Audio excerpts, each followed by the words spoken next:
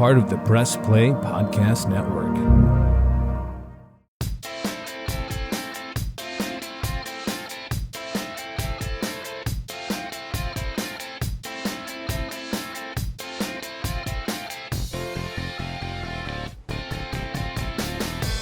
Good day, everybody, and welcome to the Sable Brothers on the Baseline podcast. I'm one of your hosts, Scott Sable. And I'm John Sable. Thanks for tuning in.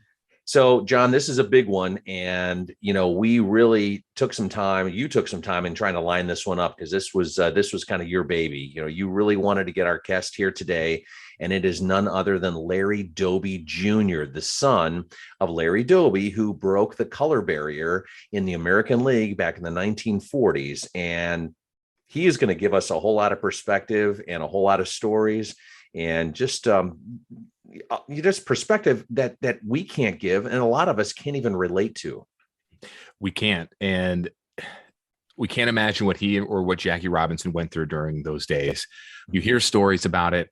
I think the big thing that I want to get out of Junior is, why does he think that his dad doesn't get the proper recognition that Jackie Robinson did? Because he broke the AL color barrier 3 months after Jackie did. And Indians/Guardians have done a good job honoring his father. But I think Major League Baseball should do more. My opinion. I know you agree. Agreed. I want to know what his perspective is on that. Our chat with Larry Doby Jr. coming up right after this.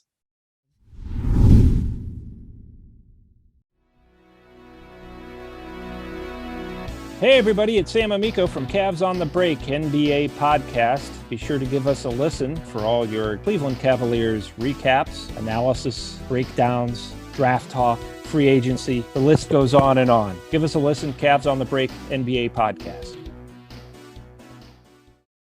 What's up, everyone? Chase Smith here, host of the Chase Smith podcast, and my podcast reflects who I am. My hobbies, my interests, my passions, my curiosities, my careers, my questions, and my family. I'll spend time talking about all types of sports, movies, TV shows, trending news stories, and other cultural events, and even faith. This is who I am, and I hope I can get to know you as well. Join me on the Chase Smith podcast, and let's have some thought-provoking conversations, only on the Press Play Podcast Network. Hey everyone, this is Mike Voorhees. And I'm Brian Shaw. No, not the pitcher. We're the Guardians of the Land MLB podcast, formerly a Swinging a Tribe. Don't have time to watch 162 games of baseball? We do. We have you covered with recaps of the games, stats, and analysis throughout the MLB season. Subscribe now to Guardians of the Land and Press Play Pods for all your Cleveland sports analysis.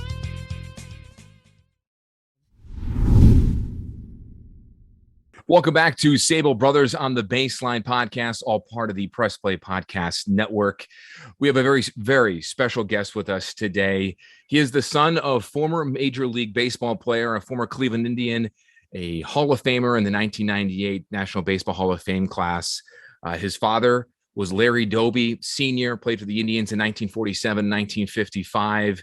A great baseball career, is well known here in the Cleveland area for what he did on the field, but also becoming the first African-American man to break the American League color barrier. We're to get into all that. His son, Larry Doby Jr., is our guest here on the podcast. Mr. Doby, how you doing today?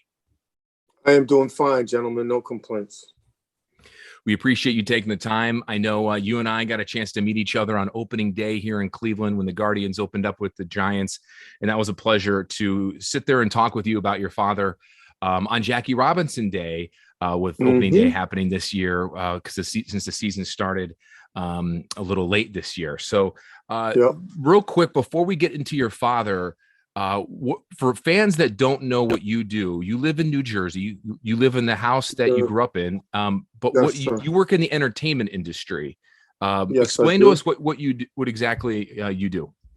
I am a stagehand for the local one union, which is IATSE. It's New York City and some surrounding areas. It's a jurisdiction. We do basically all venues that have to do with Broadway plays, concert halls, television stations, and other variations of all that. And I remember 2017, Scott, we had a chance actually to not meet you, but see you in Cleveland at Progressive Field. Yes. During the Billy Joel concert. You're work with Billy as a roadie pretty much. And you travel with him for many, many years. How long have you been with him? About 26 years, somewhere in that vicinity. Wow. I remember when he mentioned you on stage, they put the camera on you, you're wearing an Indians jersey. The whole crowd went nuts. Yeah, it's always nice to come to Cleveland because of the special place it is to my family and myself. And it was even, nicer because I wasn't there for something for my dad, but my boss deemed it fit to mention me, and it was a special moment. So let's go into your father real quick. You and I discussed on opening day what he has meant to the organization. There's just so many questions and so many factors and variables that he had to go through, and we're going to get into all that. But for casual young baseball fans that don't know the history, your father broke into Major League Baseball about 3 months after Jackie Robinson broke the color barrier, but your father broke the American League color barrier. And in my opinion, and I know my brother Scott will agree with me on this one, he gets a little overlooked, a little overshadowed a little bit because of what Jackie did, which what Jackie did was tremendous, but unfairly so. In my opinion, I feel like your father needed to get more credit for what he did. When he was alive, did he voice that same sentiment, or did not bother him that he didn't get the pub that Jackie did? I'm going to be 100% honest with you. He never voiced it. I can't say if it ever bothered him, but he never said that it did. And the reason was because you just said what Jackie did was tremendous, and I'm not taking away from that. Well, they did the same thing. They just did it in different places and 3 months apart. Nobody ever said, we're going to be nice to the second black guy. It was the same exact things that both of those gentlemen faced.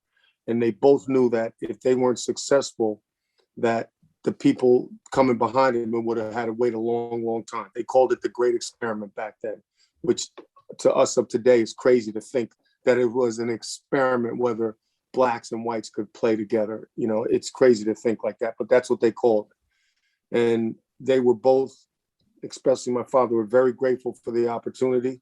And he knew that if he didn't succeed, it would be a long time. And I think the thing that I'm most proud of my father for is that because of his efforts, his accomplishments, and his abilities, he opened the door for many to come behind him.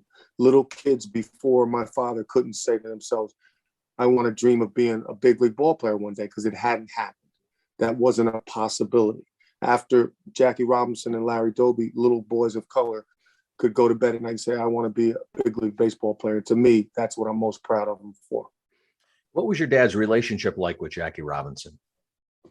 Well, as you could probably guess, they were probably the only two people that could talk about certain things, because they were only two people going through what they were going through.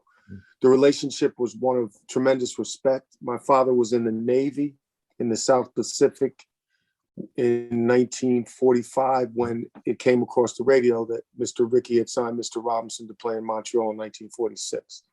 Immediately, they were all very happy. And I'm sure in the back of their mind, they thought maybe some of us are going to get a chance.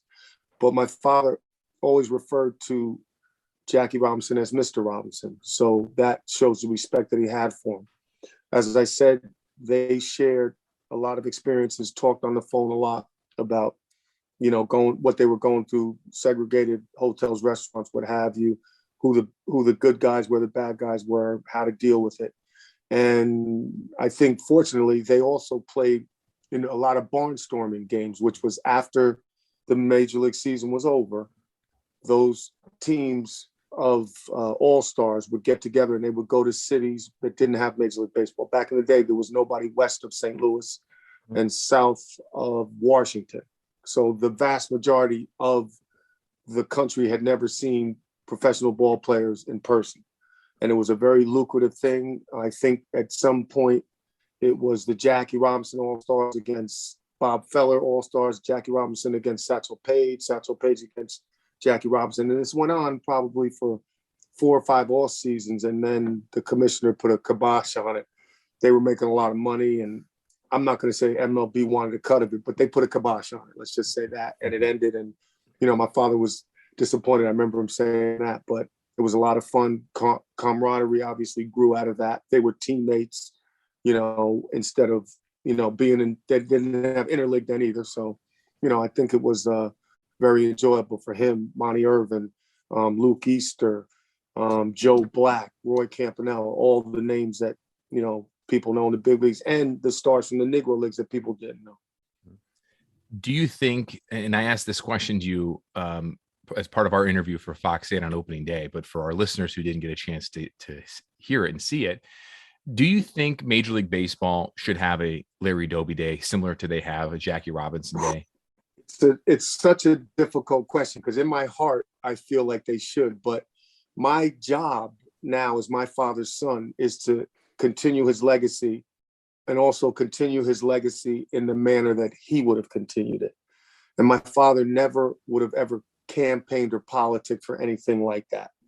So I almost feel I'm betraying him by saying, yes, I think they do. That's my feeling inside, but it's for the powers that be. I think it would be wonderful. I think it would be fair and just, but that's not for me to say. When Commissioner Seelig was the commissioner, there was some talk of that.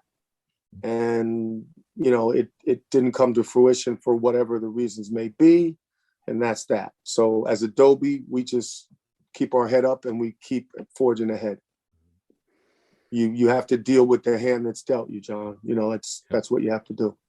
Why do you think your dad doesn't get maybe necessarily the respect that Jackie does in today's society? We always hear about Jackie Robinson, which is great, but unless you're a baseball fan, maybe the casual baseball fan might even not know who your dad is, which is kind of a shame. Do you think there's a reason for that? Or is it just one of those deals where it just happened? I think it's the nature of America. Number two is tremendously overlooked, no matter how similar the contributions to number one are. That's just the way we are. We're a nation of winners.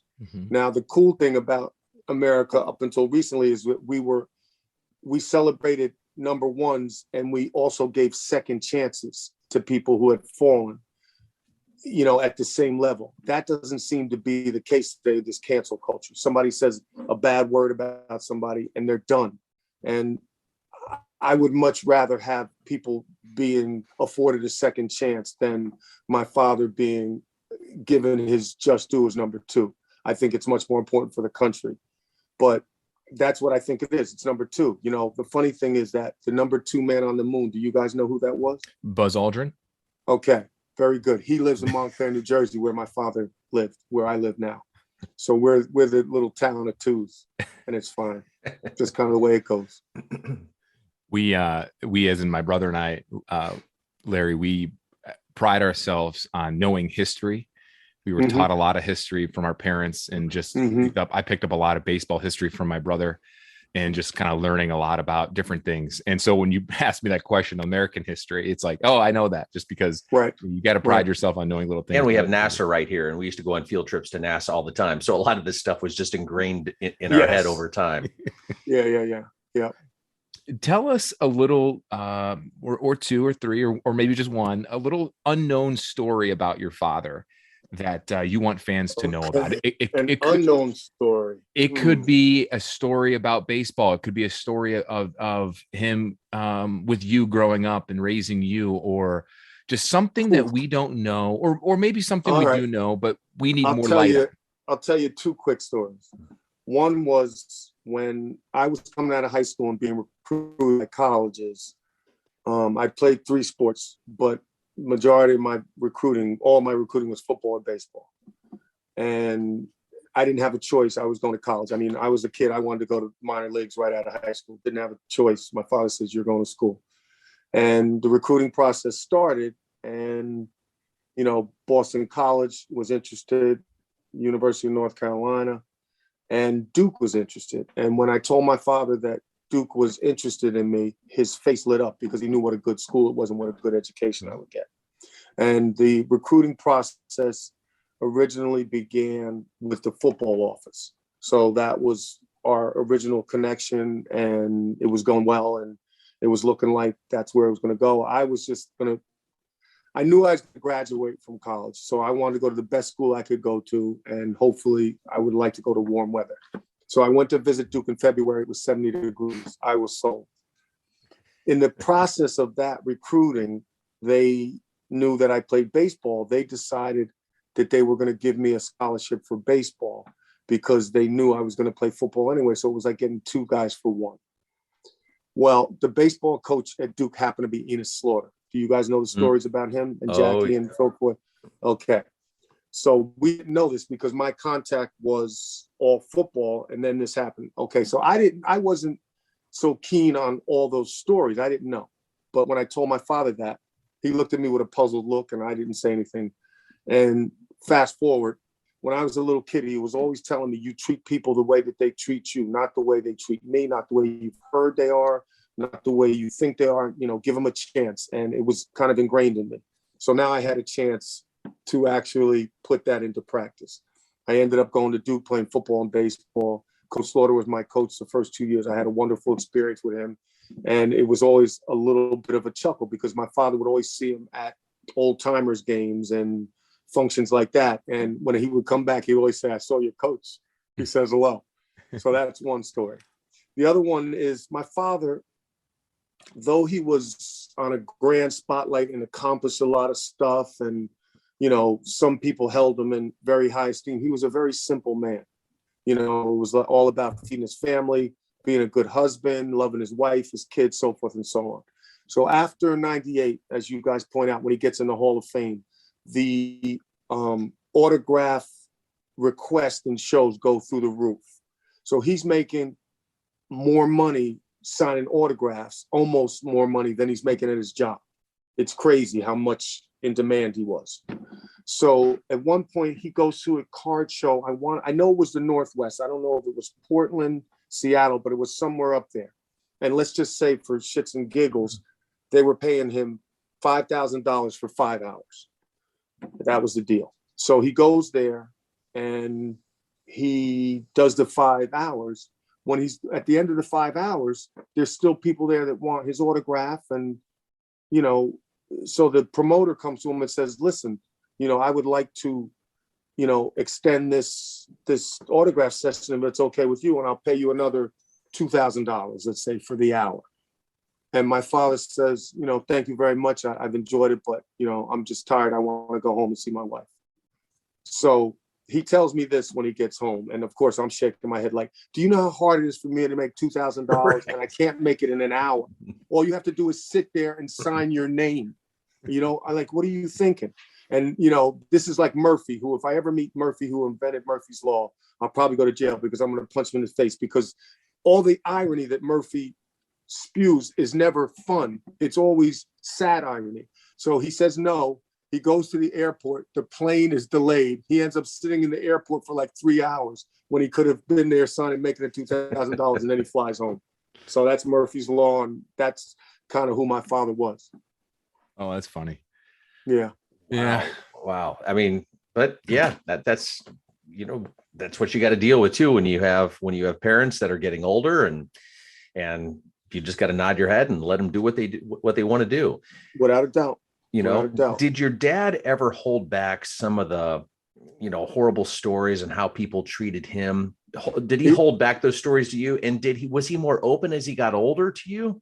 He held all of them back. He never talked about them. The names that I heard growing up were always the good guys. I heard Mickey Vernon's name. I heard Bob Lemon's name, Jim Hegan, Joe Gordon, Steve Groman. Those are all the names that I heard. That's what he talked about. So he didn't talk about that. There's a famous thing where he slid into second base and the second baseman spit tobacco juice in his face. I don't know who that was. Jerry Eisenberg, who was a writer back here, says he does know. But my father never told me, never talked about it. So yes, he didn't. And when I would hear the stories, it would be either when he was on the phone talking to a reporter, or when he was on the phone with Don Newcomb, who was probably his closest friend in baseball, and they would talk, and I would just kind of put myself in the room, keep my mouth shut and listen. Mm-hmm. But no, he never told the stories of the bad guys. It was always the good guys, and that was good enough for me. I made a mistake once, and I'll never forget this. In 80, 2 or 3. They have the Cracker Jack All-Star game in Washington, D.C. at Robert F. Kennedy Stadium. I believe it's the one where Luke Appling hit a home run when he was like 85. It's on YouTube. I've seen that clip. Yes, I believe it was that one. And I always wanted to meet Mickey Vernon. I don't know if you know the story about Mickey Vernon and my dad. Do you know that? We don't. Mm-mm. Okay, so Mickey Vernon, Billy Goodman, and one other name which I don't know were all stationed in the same island, and it was called Ulithi in the South Pacific with the Navy. And one of my father's job was to put the Navy men through their physical work to get them ready to go. So he was like the exercise, and we call it a personal trainer today, but they didn't call it back then. But that was one of his jobs. And in their downtime, they would play baseball. They would throw batting practice to each other. They would have little games and so forth and so on.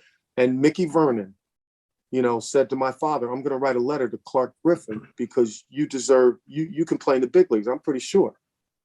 And he writes the letter, and Clark Griffin says, listen, thank you for your letter, but we're not interested now. And that was that. But to think of a person like that who would do something like that when it could be costing him jobs, either immediately or down the line, it's fantastic character. So, and also after, I think in the next year in 46, my father goes to the North Eagles, and Mickey Vernon sent him a couple of Louisville Sluggers, and it was the first time he ever got to use big league wood, as we would call it. So my father never forgot that. And they were teammates, they were lifelong friends, teammates with the Indians at some point, and they played against each other too. But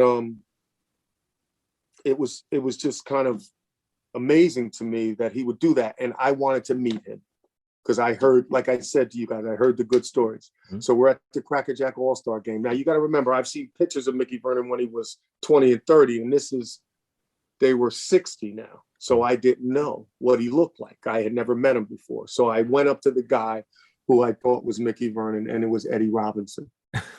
You know that story, right? Do you know that story? I don't know that story. My father story. grabbed me and said, come here.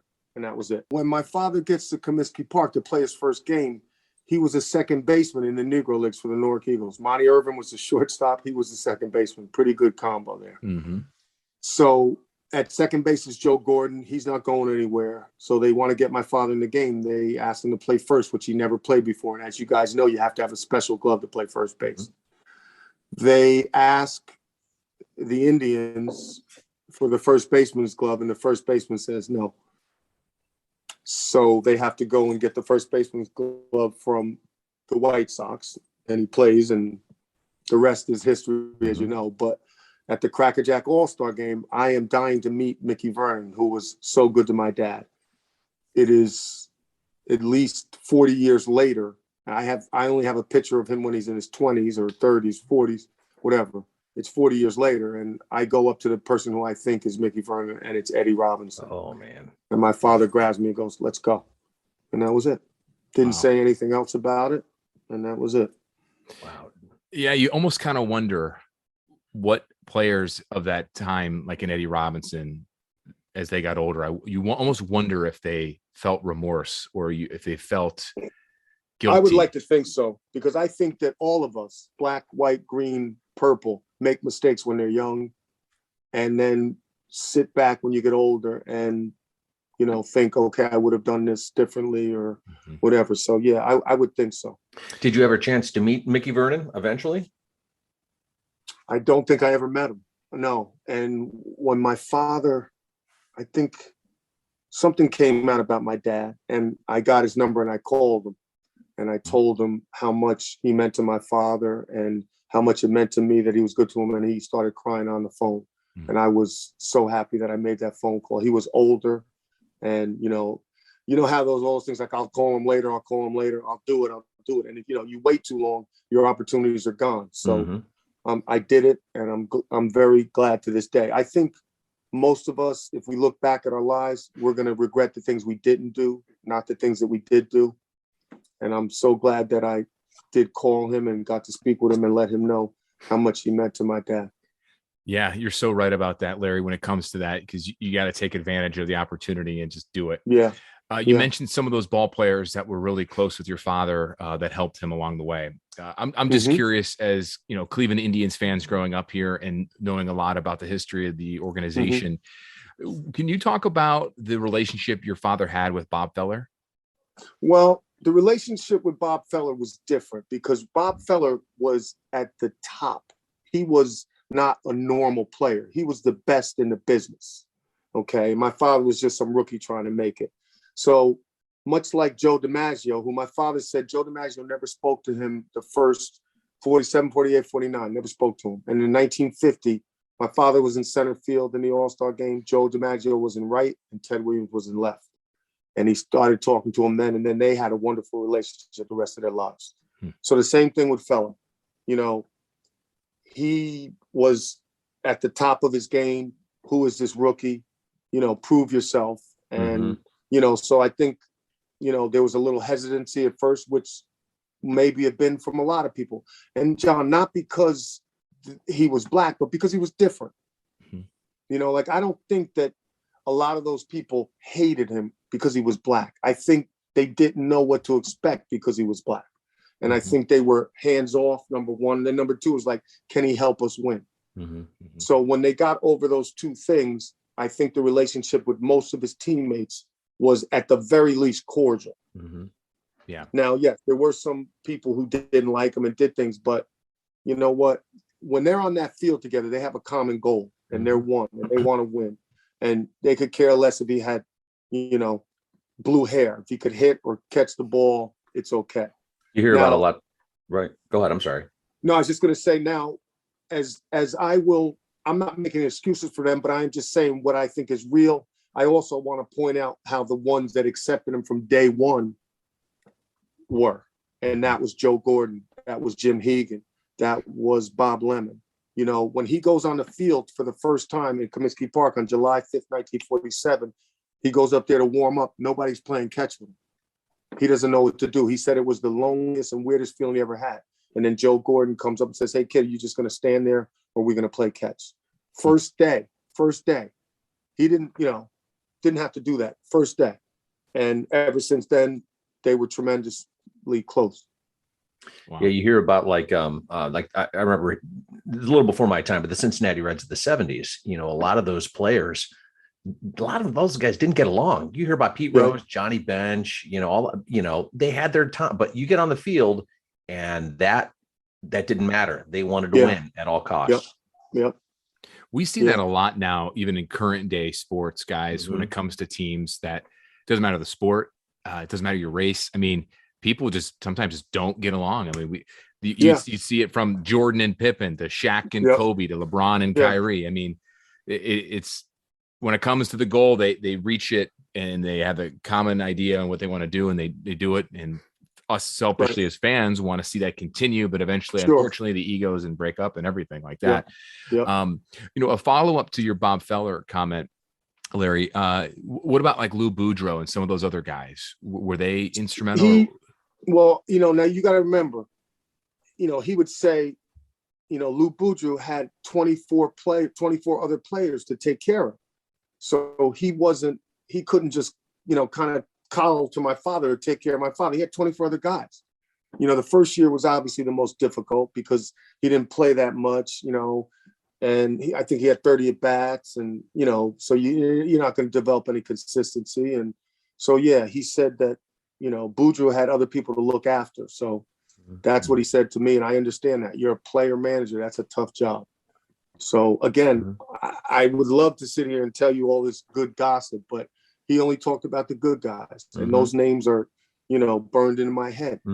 That's a great quality of your father, though. I mean, that's after all the stuff that he went through, just to still stay positive and not to fall back. It's easy for people to spiral like that, you know, and it just means a lot. And it's, I think it's a lesson anybody can take hearing. And exactly, John, we talk about how, you know, day to day, something will get on us and it sticks in your head, you know, and it just burns at you. But that pales in comparison to all the stuff your dad went through. And he was still positive throughout it. I mean, I can't even imagine. Yeah, no, I can't either, because you and I growing up in a thing where it's normal. So it's crazy for me to think about the things that they had to go through. But, you know, on a another note, a friend of mine called me today and said, what would your father think about Tim Anderson and Josh Donaldson? Mm-hmm. And I said, I would love to know, because you guys know the story, right? Oh, yeah. What's going on? Yeah. Mhm. I mean, he self-proclaims himself as the next Jackie Robinson. And then Donaldson calls him Jackie. Maybe he's teasing him or trying to get him off his game. And then LaRussa says it's a racist remark. And I'm like, how is that a racist remark? The guy wants to be known as the next Jackie Robinson. He called him that. Mhm. So anyway, I just thought to myself, my father would have loved it if they said to him, "Hey, Larry," when he was playing. But that's not what they were saying when they were like, Mhm. yeah. How much does Cleveland Indians Guardians organization mean to you and your family? It's been decades and decades. And what does it mean to you right now? I know that's kind of a big question. Yeah. Well, I guess I would say that the unfortunate thing is when you grow up, when you're my age and you grow up, you can't see them play. So like today, you could basically see any team anywhere. So you can't see them play. So it's hard to root for them when you don't see them. But I did know that I couldn't root for the Yankees or the Mets, because those were the New York teams. And the Yankees took money out of my father's pocket almost every year that he played. So I knew that. So conversely, I've grown up to be a huge sports fan and not really have any favorite teams. Obviously, I want the Indians to win. But what Cleveland means to me is it's such a good example of the small little Midwestern town with people of integrity. Because my father, like I said, wouldn't talk about his playing days. I wanted to hear about it. A little kid on his lap. Dad, tell me about this home run you hit. Look it up in the history books, he would say. And there was no discussion. I'm like, that's the last thing you want to do is go read a book. You want to hear the stories. But as I said, he got older. His lips got a little looser. One day we were sitting down watching a game. I don't remember the particular circumstance. And he says to me, I never got booed in Cleveland. And I looked at him like he had been drinking, because I was like, I grew up here in Jersey. They booed Mickey Mantle, and I said, what are you saying? He's like, yeah, they didn't boo me in Cleveland. And that just spoke to me. That said, they didn't care if he struck out, if he hit a home run, if he made an error, if he made a great catch. He was theirs, and they wanted him to do well, and they were going to root for him. And that is an example to me of something that you probably don't get in a big city. In a big city, they're worried about making their mortgage payment. Who's this bum not running to first base? They're going to boo. He's overpaid, whatever. They didn't. And the other thing is, a lot of the stories about the injustices that my father went through didn't make the paper.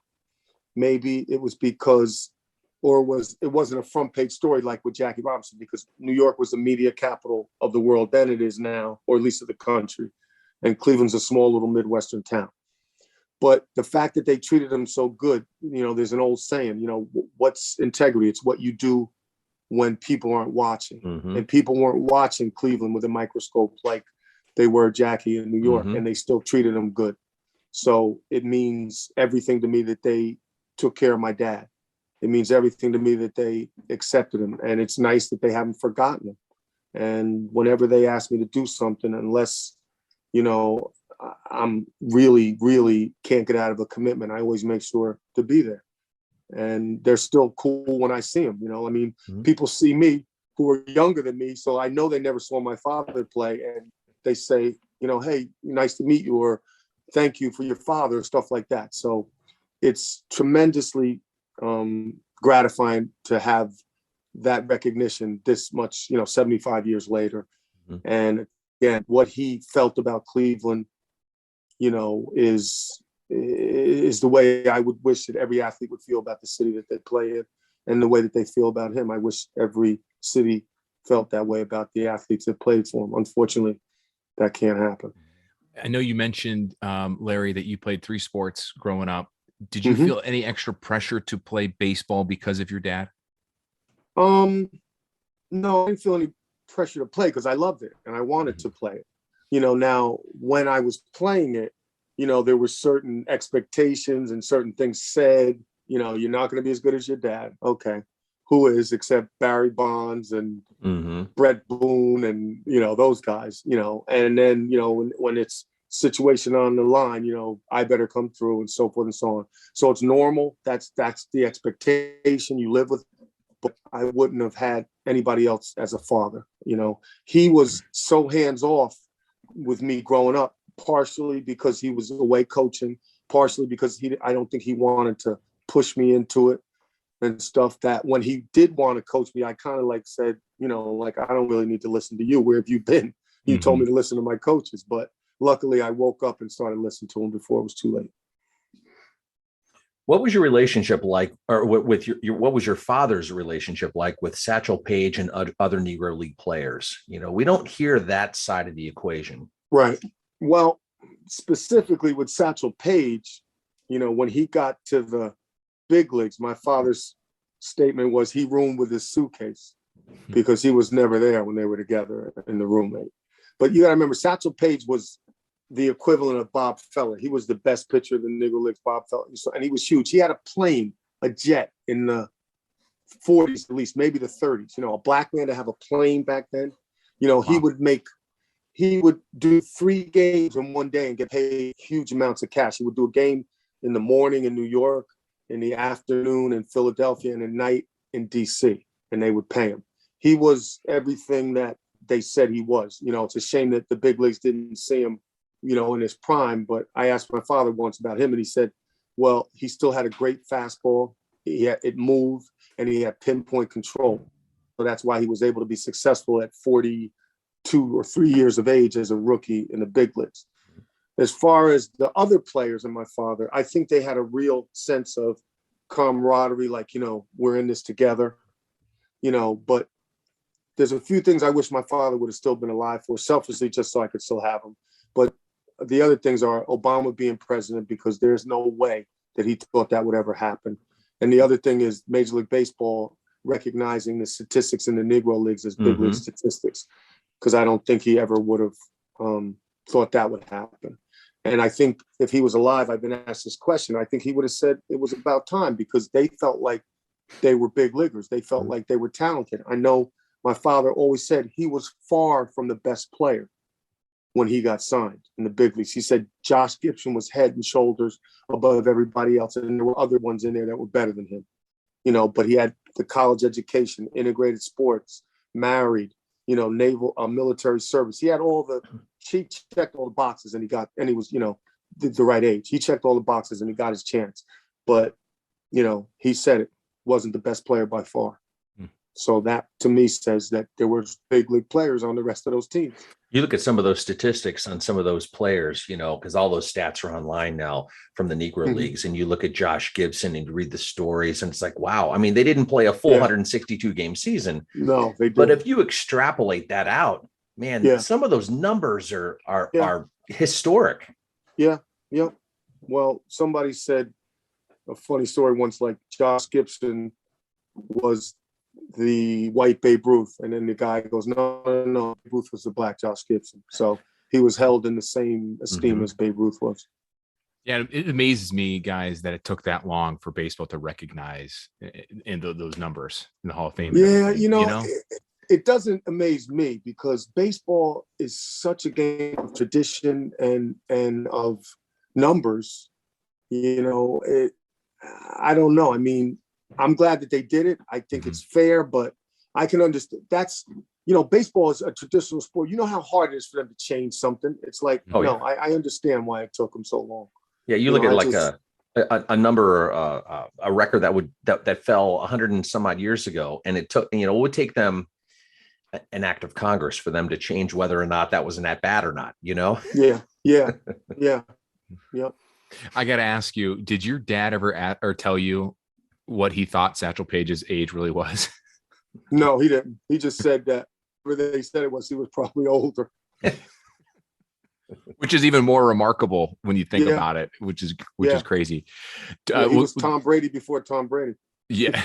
Yes, he was. Good point. Yeah. A couple more questions and then we'll let you go. Sure.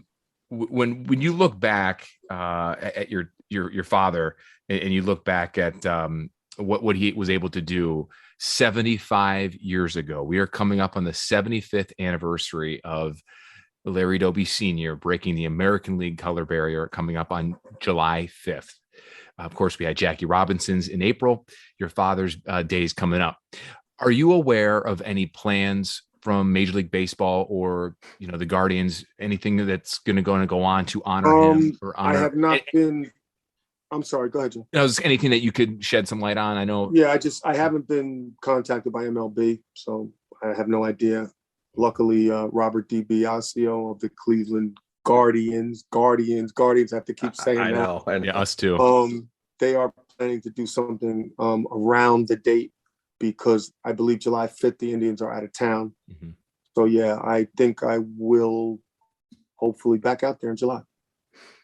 So one last baseball question, and then I have a question more about you. Nowadays you hear about memorabilia being such a big thing. We have, my brother and I both have a stadium seat from the old stadium, and we look at those because we remember the memories. Speaking of memorabilia, did your father save any of his Indians gear, a jersey, cleats, stuff like that? They didn't. There was a bunch of cleats around here. Yes, jerseys. They only got them when they went to the World Series. Oh. That's the only time. I mean, it was baseball was, they were cheap. They were stingy. We'll use these uniforms next year or we'll give them to the minor leagues. So the 54 jersey and the 48 jersey were here as a little kid. I remember putting them on and running around in them. And then one day somebody from the Smithsonian Institute called. And one of them went. And then another day, I don't know, the Indians might have the 54 one. I'm not sure. But the 48 one has the really bad Indian with the nose and all that. And the 54 one has the one with the teeth. And yeah, so they're both gone. So one's in the Smithsonian and maybe place. Yes. And the other is either in Cleveland or in the Hall of Fame, I believe. Okay. Yeah. What about your dad's World Series ring? The 48 one we have. In 54, they didn't get a ring. They got some kind of pin or something like that, which I think my mom had. And so, yeah, that should be around here too. I got you. One before Scott, you asked that one question. Sure. And Larry, I asked this to you at Progressive Field. A friend of ours is Sean Walsh, who has been on this podcast, and he's the one who was a retired Cleveland construction worker. We had him had a guest on here, and he is the one that refurbishes stadium seats. He's the one that gave your father that refurbished municipal stadium seat, and he has a seat of your father's signed by your father in his basement that Scott and I got to see, and it's kind of cool because Scott, when they were tearing this old stadium down, just happened that back in the late 90s, happened to drive by and grab two and gave me one, and Scott has the other. So that's, I guess, one thing we all have in common, but it's pretty cool that the one seat that you still have in your house, I remember you telling me, is from Sean, who we all know and who was a guest on our podcast. Yeah. No, definitely. That was sweet when we got that. So I remember go ahead. When he was there in 74 coaching was when I spent the summer there. We lived in Parma, Ohio. And, I drive to the games with him early and stuff. And, you literally could have a party in the outfield because there was nobody out, all the way back there and stuff. But it was still, the sense of grandeur of that stadium to me is hard to match, and I believe they had a record for the World Series, but it was broken by the Dodgers in the Coliseum. It was like 80,000 something. And I think my mom was in the stands for that day. So yeah, that's another place that's close to my heart. And unfortunately it's gone now, but the memories will live on. All right. So the last question, more revolving around you. How is your schedule looking? Are you going to be going back on the road with the entertainment business? Yeah, we've been on the road with Billy Joel. And basically what happened was after the pandemic, we thought that we would just do all the shows that we had postponed because of it. And then William Martin Joel decides to lose like 30 pounds over the pandemic. And now he's ripped roaring ready to go. So there's talk about extending the tour, going to Europe and stuff like that. But as of right now, we're pretty much scheduled to the end of the year. We have one show a month at the Garden, which is considered his residency. And I want to say this is the 7th year.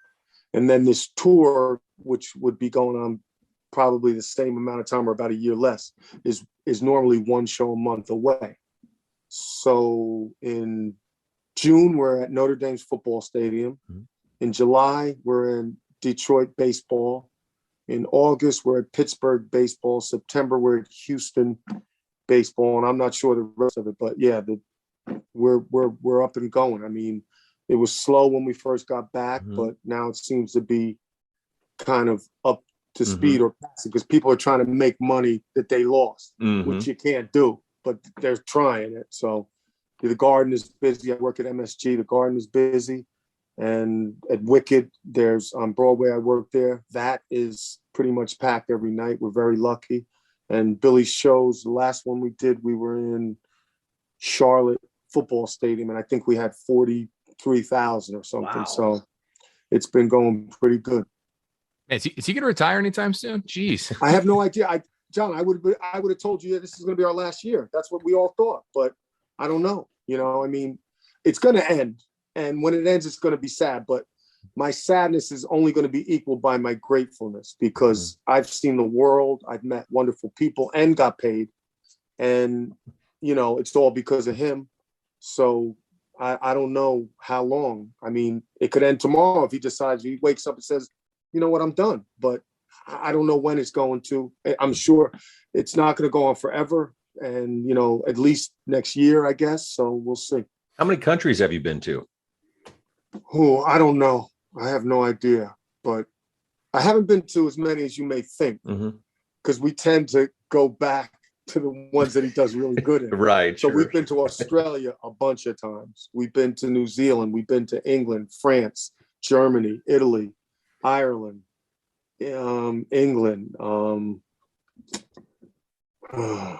Belgium, a bunch. We've been to a bunch, and it's been wonderful. You know, it's like we travel first class. He normally doesn't do 2 shows in a row, so we have some downtime to kind of explore. And, you know, it's been absolutely wonderful. He's a great dude. I'll tell you a quick story about him. He lived in Long Island. He has a house, and he used to have a 4th of July party every 4th. And at this one particular party, I was late getting there. And when I was late, he has a long driveway that goes to his house. What you're supposed to do is drive up to the driveway, to the entrance, leave the car, and let the valet move it.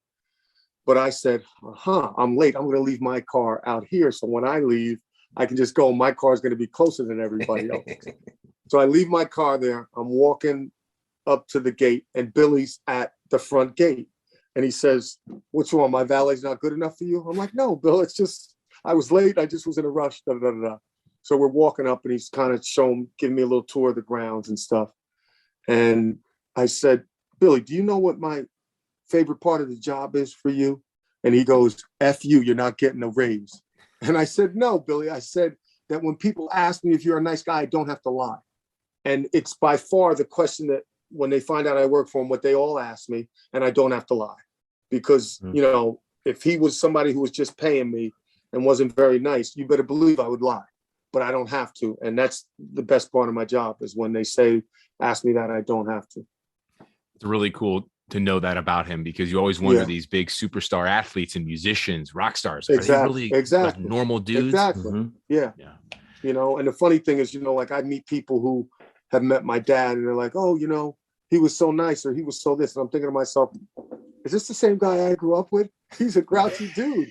But, you know, and it's like, it's not really his fault if he met somebody and he was in a bad mood and he wasn't nice to him, because he's just normal. They all have bad days, but those people remember that stuff. You know, it's like they don't get a second chance to make a first impression. Yes. And I feel bad for him, because I'm sure there's somebody out there that says Billy wasn't nice to him. Well, I know this guy. I've known him for 25 years. I know how he treats his crew. I've seen it. So I know he's a good dude, you know, but maybe one day he had a headache, or he had a cold, or he was in a rush, and he didn't stop and look the person in the eye and say, "Thank you for being my fan." And then that person thinks he's a jerk. But, you know, it's unfortunate. But yeah, that's the best part of my job with Billy's. I don't have to lie. Wow. We got some extra bonus time there with Billy Joel stories. That is great. Well, Larry Doby Jr., we cannot thank you enough for taking the time out of your busy schedule to sit and talk with us about your father, about what you're doing, and that little bonus portion there of Billy Joel. We thank you so much for coming on. It's a pleasure. I know you're coming back. You could be coming back to Cleveland. I hope to maybe connect with you then again. It was a tremendous honor to hear stories from your father as we celebrate the 75th anniversary of your father breaking the American League color barrier coming up here in July. Well, thank you guys. It was, like, I don't know, it's kind of like a little bit better when I get an interview from somebody who grew up in Cleveland. Yeah. And I appreciate it, guys. You have a fantastic city. I hope that the three of us are like looking at each other at the World Series game before too long. And, maybe another Super Bowl, the first one, that'd be nice too. But it's a great town for people, and it's a huge, great sports town. And, they deserve a winner, and I hope they get one soon. And it was my pleasure, guys, and I wish you guys all the best. Mr. Doby, thank you very much. You have a great evening, and best of luck on the road. Thank you. Appreciate it, guys. Best of health to you. That was a tremendous interview. We really cannot thank him enough, Scott. I don't know where to begin. He took a lot of time with us and gave us a perspective that I was hoping to get, and we got, and then some, about his father and what life was like there in the 40s from the stories that his father told him as a kid and as he got older. And, I was taking some notes as he was talking because I knew we'd have to circle back to some of this. And the one part of what he was saying, and he probably said this multiple times in different ways, was the fact that, he treats his dad's legacy like his dad would want it to be treated. How would his dad react to this? His dad always talked about the guys who were positive, the good guys. He never talked about the bad times. And it wasn't only until late in his life that he started sharing some stories. And so his son, he said, he does the same thing. And it was a lesson that he learned early on that he applies in everyday life. And it's like, wow, that's really powerful. It's powerful, Scott. And he made a great point. That was the type of guy the era was like. That's that era that produced some good men, good women, but those hard-nosed people, hard work, that those, 40s, 50s era people, the World War II generation that is quoted as being the greatest generation of mankind. Never complained, grateful what they had, never complained about what they didn't have. And I think it's really cool and admirable that he, wants his father to be remembered as if his, what his father would want to be remembered as. And that question, when I asked him, do you think Major League Baseball does enough, or do you think they should do a, Larry Doby Day? I thought his answer was just fantastic. And I think it's, I guess it's a lesson too, because I think we get too caught up maybe in what we should be doing, and what does this person think? If we're being named after you, or if this is about you, what do you think? Who cares about what we think? You know what I mean? And I thought that was really, really powerful. He had that one story too, when he wanted to meet Mickey Vernon. I believe it was Mickey Vernon. Yeah. And how good his dad, how good he was to his dad. And he was at a game in the early 80s, and he walked up to the wrong guy, and his dad pulled him and said, no, we're going. And it was a guy who didn't treat his dad very well. And his dad didn't, there was no confrontation. It was just, he just didn't want his son around that individual. And it wasn't until later that he realized, oh, that's what happened, and it's like, wow, it kind of gives you cold shivers in a not so good way. Yeah. It's weird though, if you think about it, could that happen nowadays? Like, do you think in our society in sports, I mean, I don't think as a society, we would be that easygoing about something like that, where you can just kind of turn your head and just walk away and just say, you know what, I'm not even gonna address it. I'm not even gonna acknowledge it. I'm just gonna walk away, and it's, how do you, after you've been treated like that how do you do that? And he did it, and a lot of those young men back then did that, and it's admirable, because I don't know if I could do that. How many times did you want to turn around and get into somebody's face about something that's not even close to as intense as talking about, the racial issues in this country? And And he did it. He did it for many years. Yeah. And it really puts a lot of things in perspective too. You know, no matter what you're going through, people have gone through way worse. And unfortunately, in this country, we still got a long ways to go when it comes to certain things like that with racial issues and equal rights and everything. But, you know, I think, you know, Larry Doby Jr. shedding a phenomenal light on his dad that I did not know about. And I'm glad our listeners hopefully were able to get that too, because a stand-up person, an admirable man that dealt with so much, you know, crap back in the day that, you know, and turned it all into a positive in a way, and didn't share a lot and complain a lot to him. I was expecting him to, you know, hear some stories. That wasn't like how his father was like. Right. I love how his son was talking about too. And toward the end of the interview, we were talking about his traveling around the world and being, you know, a roadie for Billy Joel for 25 years, and hearing the stories there. And we only touched on just a few of those. You know, we'd love to have him back on, you know, hopefully, you know, maybe later on this summer or down the line where he can kind of expound on some of that stuff. But that's really cool. And you talk about a down to earth guy. You know, he's talking about wearing the jersey that his dad wore in the 48 World Series around the house like it was no big deal. Yeah. How fantastic is that? And then the Smithsonian calls and they want it. Yeah. Well, okay, you can have it. Yeah. You know, I was trying to find a picture, Scott, and I don't think I found it, of the concert when we were there at Progressive Field, which was July of 2017. And we didn't really get into it too much of it, but for the listeners out there, if you're from Cleveland or if you were there at that concert, basically what happened was Billy Joel brought him on stage and said, "Oh yeah, you know, Cleveland's native son, you know, the son of Larry Doby Sr." And you know, he's wearing an white Indians jersey, and fans are going nuts. And you know, little did we know, Scott, almost 6 years later, we would get that man on our podcast. Yeah, who would have thought that? Exactly. And you know, I had a chance to meet him opening day when he threw out the first pitch or caught the first pitch from Tom Hanks. We didn't get into that either, but that was a really cool moment, and get a chance to sit and talk with him about his dad. And we talked more extensively here, obviously, but actually, you know what? I can't believe it, Scott. I found the picture on my phone. You went through it that quick? And I did. It's right. It was here. Like July of 2017. Yeah. You know what? I'll have to text it to him, but I don't know if you can really tell, but you can see it. I can see it. Yeah, I know you're holding it up here on the thing, but yeah, I can see that. That's pretty cool. Yeah, it's a picture of him on the Jumbotron there. Remember, everybody, you can listen to our podcast, Sable Brothers on the Baseline, Apple Podcasts. You can hear us on Spotify. Don't forget to subscribe too when you go on Apple or Spotify, or if you're at work and you have your PC up, you can go to Press Play Podcasts, and you can find Sable Brothers on the Baseline, and you can hear our podcast. So I want to thank Larry Doby Jr. for joining us for just a superb interview. And we'll have more hopefully we can talk to him later on in the summer, John. Yeah, that would be great if we can do that. We appreciate his time. Hope you guys enjoyed that. If you haven't subscribed, go do that and give us a good rating on there too.